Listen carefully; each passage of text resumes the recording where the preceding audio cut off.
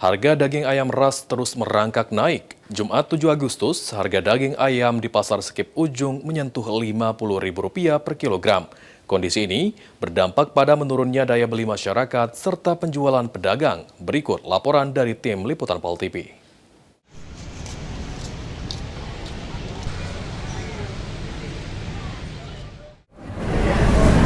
Halo pemirsa Pol TV dimanapun Anda berada, saat ini saya Wulan Rahma bersama juru kamera Muhammad Aidil melaporkan secara langsung di Pasar Sekip Ujung Kota Palembang.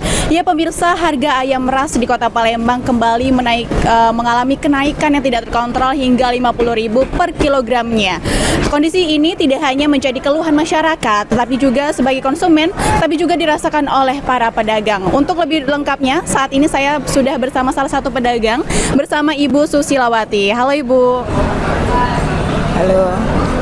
Ibu, bagaimana kondisi harga ayam saat ini? Lalu harga ayam yang paling murah dan paling mahal sejauh ini berapa, Bu?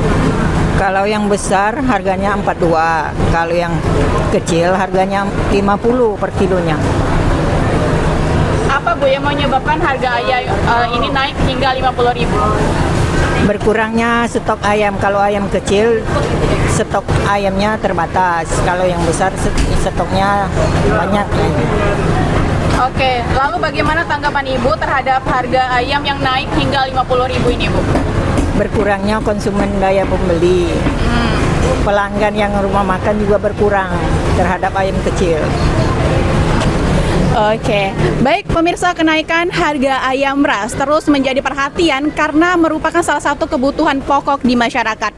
Diharapkan pasokan ayam tetap terjaga dan langkah pengendalian harga tetap dilakukan sehingga harga kembali stabil serta tidak membebani pedagang maupun konsumen.